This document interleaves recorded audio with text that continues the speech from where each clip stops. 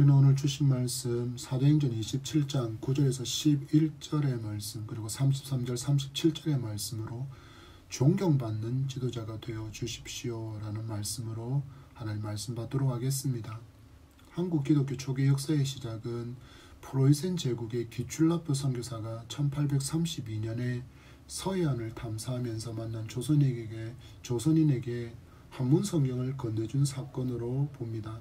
그리고 그 후 1866년에 미국 상선이었던 제너럴 셔먼호를 타고 대동강에서 조선인 병사에게 죽임을 당한 영국인 로버트 토마스 선교사를 한국 최초 선교사 또한 순교자로 이해하고 있습니다.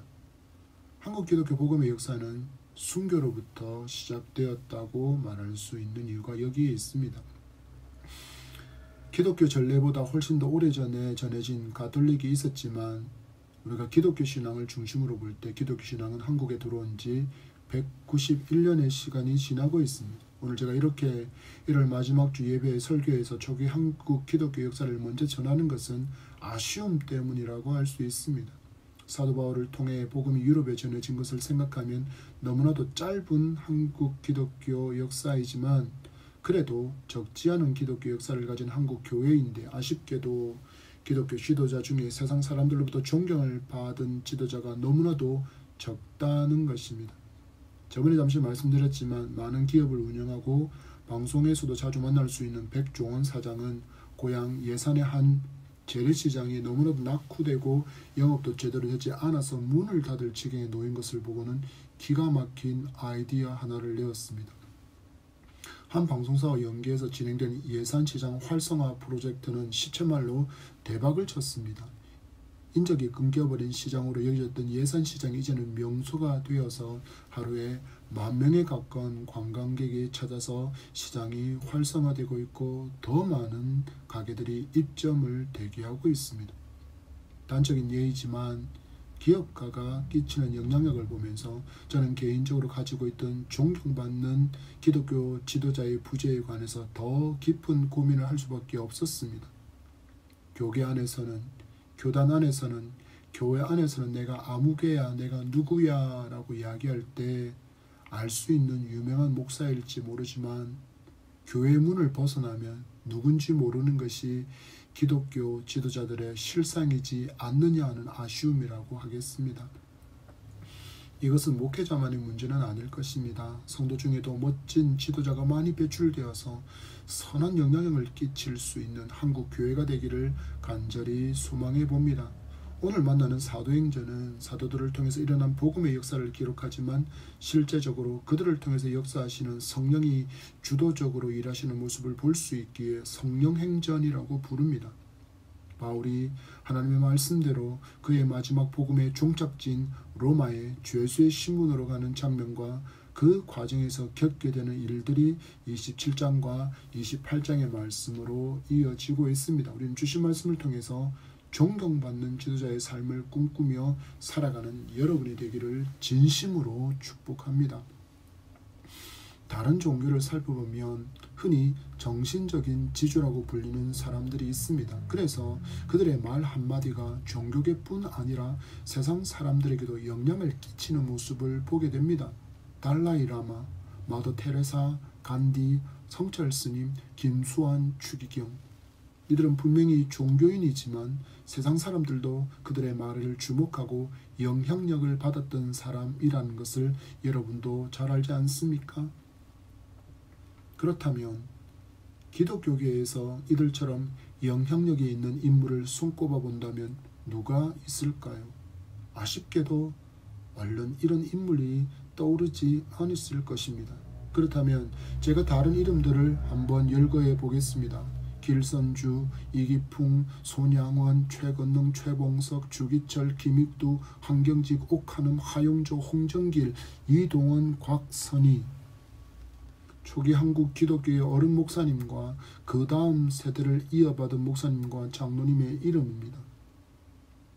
기독교인들 중에도 이 이름을 아는 사람이 있고 모르는 사람도 있습니다.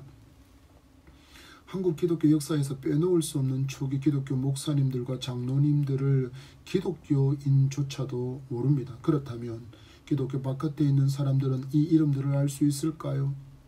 저는 이제는 교회 안에만 집중하던 모든 관심과 역량과 시선을 교회 밖으로 돌리지 않으면 안 되는 시대를 마주했다고 생각합니다. 그래서 오늘의 말씀의 주제도 존경받는 지도자가 되어 주십시오라고 정한 것입니다. 존경할 만한 지도자가 없는 시대를 우리는 살고 있다고 해도 지나치지 않습니다.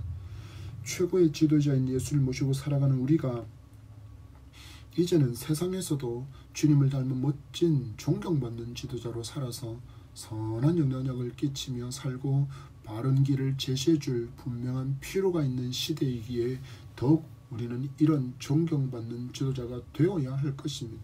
이 시대를 보십시오. 바른 길을 제시해주는 지도자가 없습니다. 내가 가는 길만이 바른 길이라고 말하는 사람이 너무나도 많은데 실상 그들의 길도 바른 길이 아니었다는 것이 시간이 흐르면서 점점 드러나고 있지 않습니까? 오늘 우리는 주신 사도행전의 말씀을 받으며 이 시대에 존경받는 지도자가 되기 위해서 우리는 어떤 삶을 살아야 할지 또 어떤 마음가짐으로 살아가야 할지를 도전받고 이처럼 멋진 존경받는 지도자의 삶을 살아가는 여러분이 되기를 축복합니다. 바울은 그의 마지막을 로마의 복음을 전하기 위해 죄수의 몸으로 가고 있습니다. 그래서 처음에는 그도 아무런 영향력을 끼치지 못하는 그냥 죄수의 한 사람이었을 뿐임을 우리는 오늘 읽은 본문에서 만날 수 있습니다. 주신 9절의 말씀입니다. 여러 날이 걸려 금식하는 절기가 이미 지났으므로 항해하기가 위태한지라 바울이 그들을 권하여 27장의 시작은 바울이 로마로 압송되는 과정을 설명하는데 그 시작부터가 순조롭지 않습니다. 죄수로 끌려가는데 순조롭지 않다는 표현이 좀 그렇지만 배로 이동하는 과정이 순탄치 않고 많은 어려움을 겪고 있습니다. 4절을 보면 배의 선조와 선장은 가장 가까운 길로 직항하기를 원했지만 동쪽 지중해로부터 불어오는 맞바람 곧 서풍으로 인해서 우회 운항하는 장면을 보게 되고 또 이 맞바람을 피하여 가고 있었는데 또 풍세로 표현된 강한 북서풍이 불어와서 원래 예정대로라면 이틀이면 도착할 수 있는 거리를 밀리고 또 밀려서 더 많은 시간이 걸려 니도에 도착했다고 기록하는 것으로 볼 때 그 항해가 얼마나 어려웠는지를 우리는 짐작할 수 있습니다. 9절에 표현된 금식하는 절기는 유대인의 절기로 타슈리 달 10일에 지켜졌던 대속죄일을 의미합니다. 이를 지금의 태양력으로 살펴보면 10월 초순이 됩니다. 이 절기가 지나서 항해하는 것은 위태로운 일이라고 지금 누가는 기록하고 있습니다. 당시에 항해 지침서를 살펴보면 9월 중순에서 11월 중순까지는 항해가 위험한 기간이라고 기록하고 있고 11월 중순에서 다음에 2월 중순까지는 재난을 당하기 쉬운 기간이라고 운항을 경고하고 있습니다. 그래서 대속죄일이 지난 시점이기에 바울이 지금 위태하다고 말하는 것입니다. 이 상황에서 죄수의 신분인 바울이 말합니다. 10절을 보십시오. 말하되 여러분이여 내가 보니 이번 항해가 화물과 배만 아니라 우리 생명에도 타격과 많은 손해를 끼치리라 하되 아멘. 바울의 이 말은 그의 경험에서 나온 것임을 우리는 고린도후서 11장에서 발견할 수 있습니다. 고린도후서 11장 25절의 말씀입니다.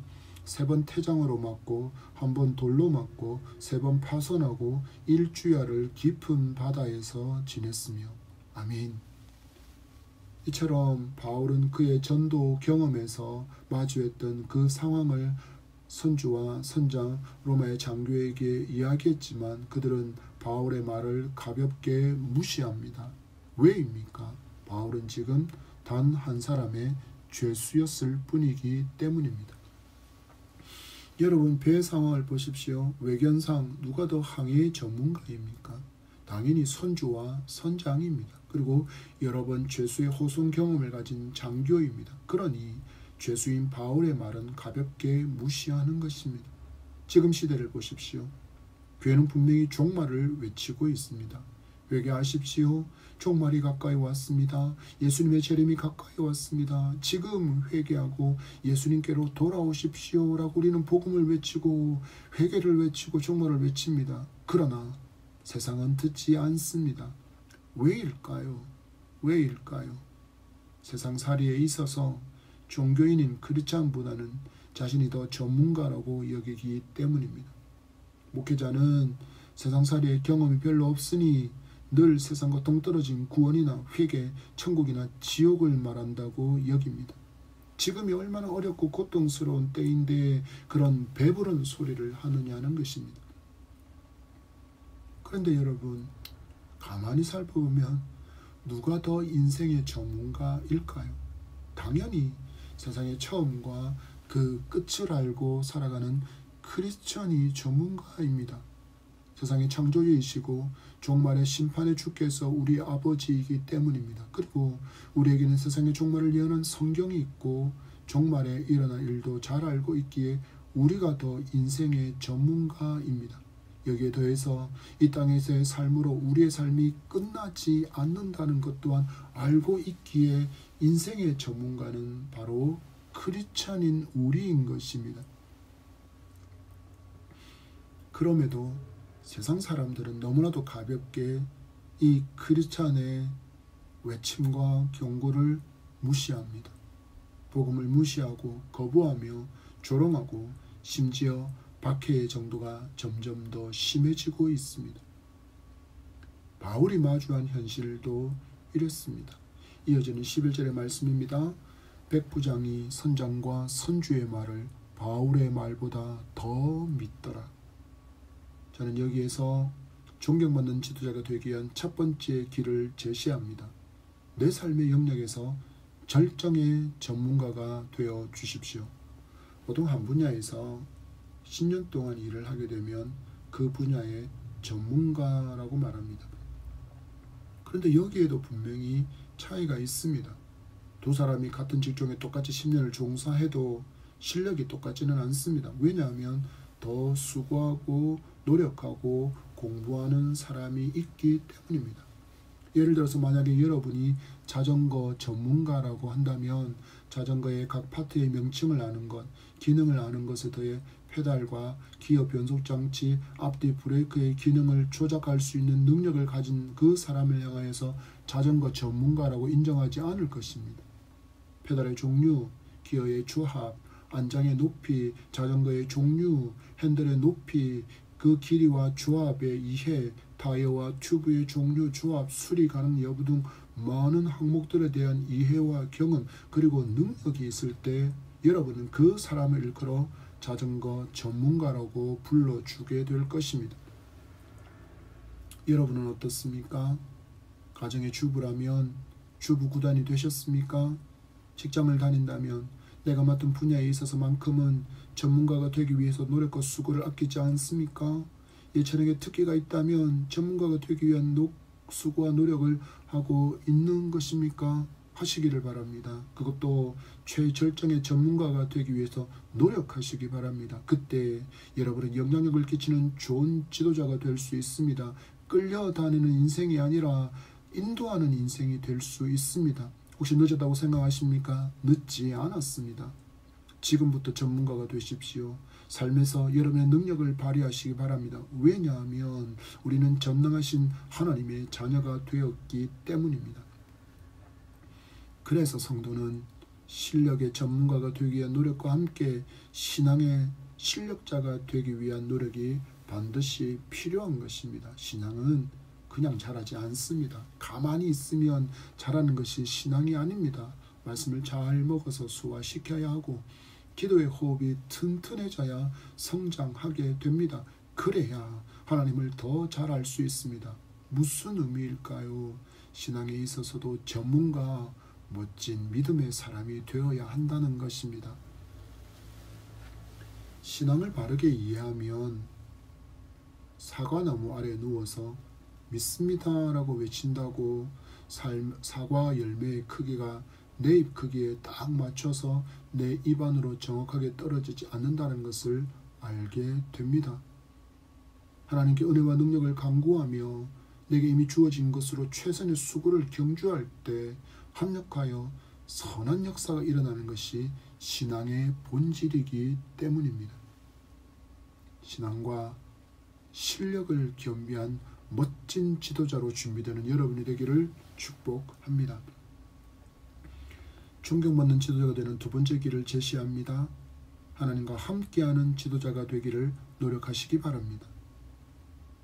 선장과 선주는 하나님이 없는 사람이었지만 바울은 지금 하나님의 뜻에 따라 로마로 향하고 있습니다.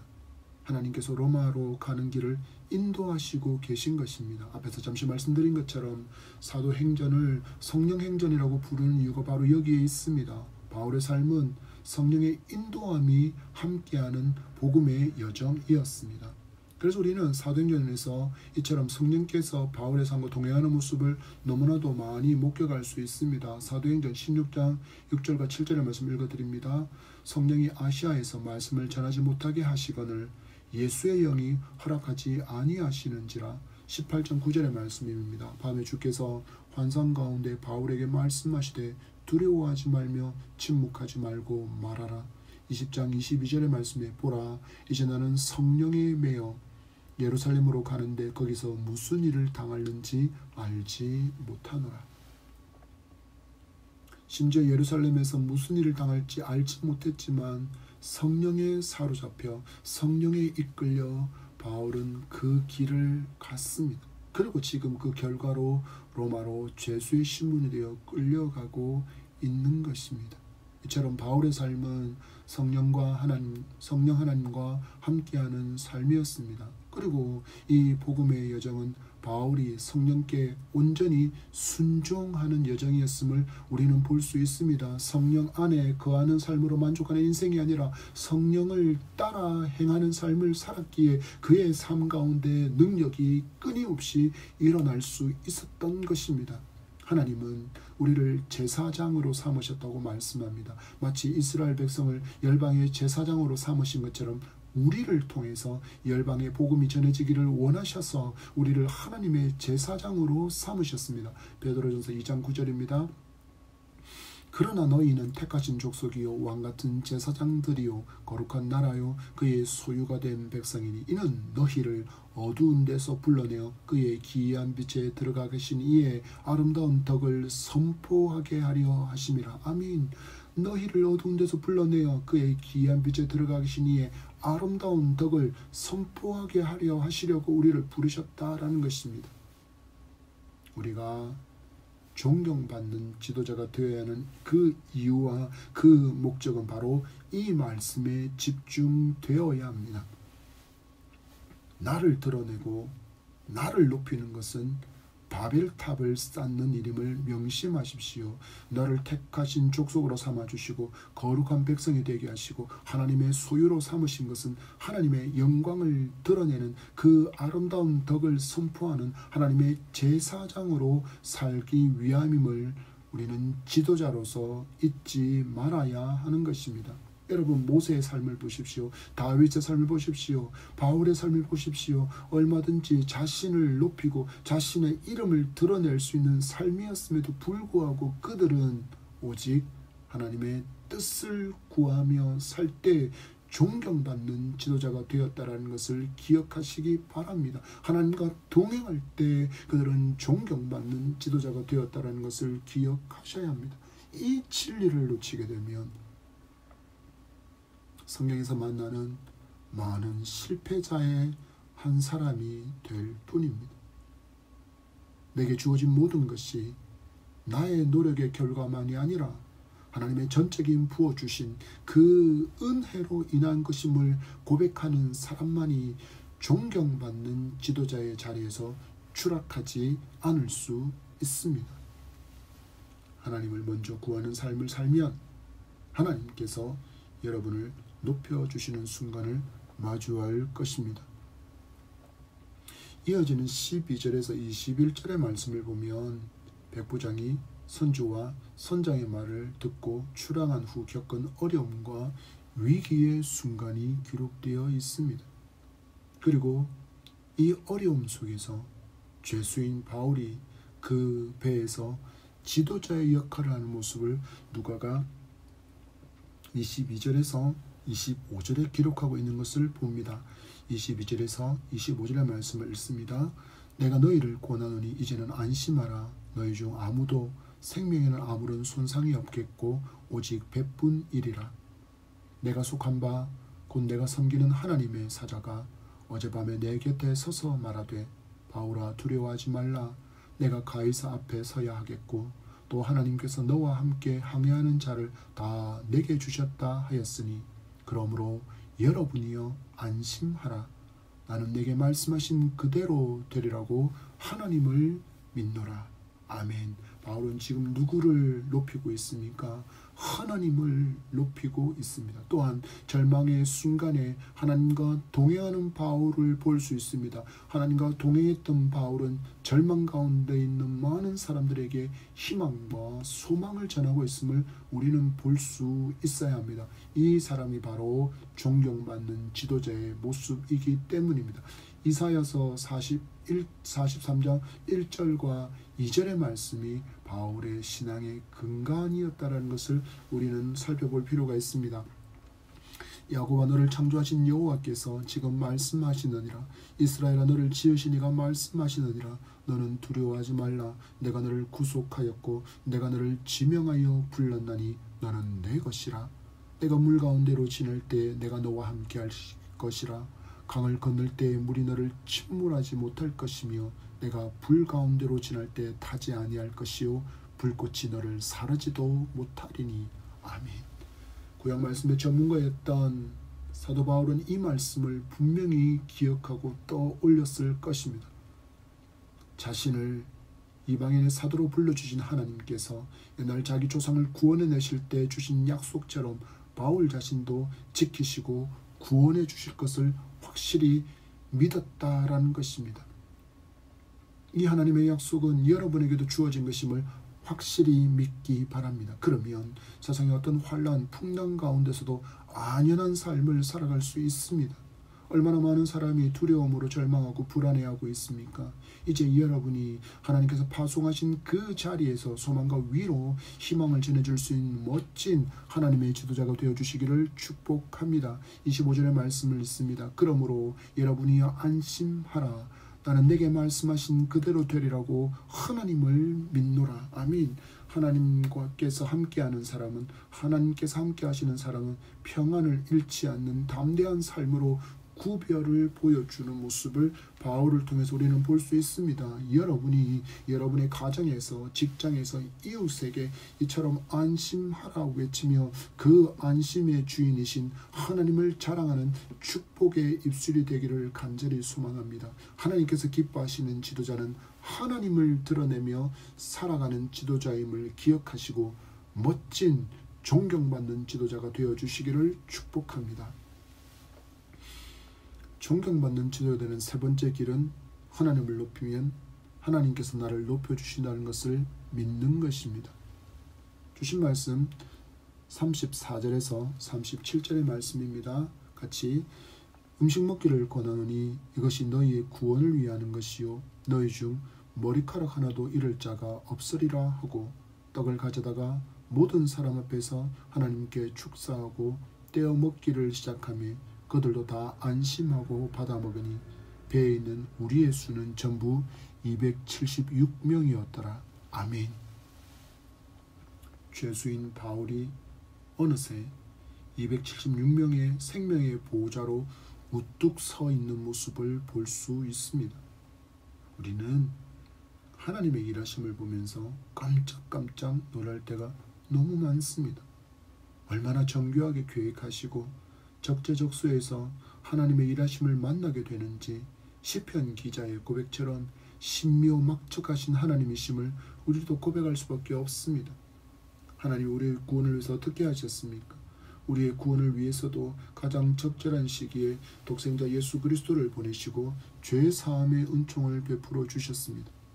예수님의 죽음과 부활 후 박해를 통해서 열방으로 복음이 퍼져나가게 하시고 땅끝과 같은 이 대한민국에도 복음을 주셔서 우리가 지금 예수 그리스도를 나의 구원자로 믿고 영접하여 하나님의 자녀가 되는 권세를 누리고 있는 것이 바로 그 증거라고 할 수 있습니다. 이처럼 실수하지 않으시는 하나님께서 우리를 이 시대에 존경받는 지도자로 사용하기를 원하십니다. 본문의 앞구절을 살펴보면 바울의 담배 안의 분위기가 아주 심각해지고 있음을 발견할 수 있습니다. 배가 좌추하고 파손할까 두려워서 사공들이 뭐하고 있습니까? 도망갈 준비를 합니다. 배에 사공이 없으면 산으로 갑니다. 갈 바를 알지 못합니다. 파도에 조류에 흔들리고 나부길 뿐입니다. 그리고 이 급박한 분위기로 인해서 음식도 제대로 먹지 못했는데 그 날짜가 무려 열나흘이었다고 기록합니다. 그리고 군인들은 죄수들이 도망할까봐 죽이려고 할 때 백부장을 통해서 하나님은 로마 복음의 전파의 길이 막히지 않도록 바울을 살리려는 마음을 갖게 하시는 것도 볼 수 있습니다. 지금 배의 상황을 보십시오. 죄수들을 다 죽이고 군인과 사공, 선주와 선장, 그리고 다른 상인들과 여객 손님들을 살리는 게 맞습니다. 또 그렇게 한다 해도 전혀 책임 추궁을 당하지 않는 상황입니다. 그럼에도 하나님은 백부장의 마음을 움직이시고 바울이 말한 대로 일들이 진행됨을 보게 하셨고 또한 그를 구원하려는 마음을 갖게 하셨습니다. 죄수인 바울을 감시하던 백부장이 이제는 바울의 보호자가 되고 이를 통해서 배의 모든 사람이 구원을 받게 된 것입니다. 여러분, 혹시 여러분을 힘겹게 하고 고통을 주는 사람이 있다면 그를 위해서 기도해 주시기를 바랍니다. 하나님은 그를 통해서 나를 더욱더 멋진 존경받는 지도가 되는 보호자로 만들어 주실 수 있는 전능의 하나님이시기 때문입니다. 죄수인 바울을 감시하고 감독하던 백부장이 바울의 보호자가 되게 하신 전능의 하나님은 지금도 살아서 당신의 자녀들을 불꽃 같은 눈으로 지키시고 권능의 장중에 붙드시는 하나님이시기 때문입니다. 우리 모두 하나님의 멋진 제사장으로 이 시대에 존경받는 크리스찬 지도자가 되기에 힘쓰는 여러분이 되기를 축복합니다. 언제나 하나님을 높이며 살아갈 때 하나님께 인정받고 세상 사람들에게 존경받는 그런 멋진 지도자가 될 수 있기를 간절히 소망합니다. 말씀을 맺습니다. 하나님은 이 시대에 우리를 하나님의 자녀로 삼으신 분명한 이유가 있습니다. 우리는 이 부르심을 소명이라고 하고 당신의 자녀에게 이 땅에서 맡기신 일을 사명이라고 부릅니다. 이것을 영어의 명칭으로 우리는 비전이라고 부르지 않습니까? 이 하나님의 비전을 붙잡고 가는 인생이 멋진 인생이고 그리고 존경받는 지도자로 살아갈 수 있는 시작임을 기억하시기 바랍니다. 우리 주신 교훈을 다시 붙드시기 바랍니다. 존경받는 지도자가 되기 위해서는 신앙과 실력을 갖춘 절정의 전문가가 되기에 노력하는 지도자가 되시기를 바랍니다. 두 번째로 하나님과 끝까지 함께하는 지도자가 되시기를 바랍니다. 하나님과 멀어지면 우리는 교만할 수밖에 없는 인생이기 때문입니다. 높아진 자리에서 얼마든지 교만해질 수밖에 없는 인생이 바로 우리이기 때문입니다. 그래서 존경받는 지도자로 살기 위해서는 하나님과 끝까지 함께하는 사람이어야 합니다. 세 번째로 하나님을 높일 때 나를 높여주실 때가 분명히 있음을 믿고 신실한 믿음의 길을 걸어가는 그런 지도자가 되시기를 바랍니다. 여러분의 가정에서, 직장에서, 삶의 현장에서, 학교에서 하나님께서 인정하시고 존경받는 지도자, 또한 그를 통해 선한 영향력을 많이 끼치며 살아가는 한 주간의 삶이 되기를 축복합니다.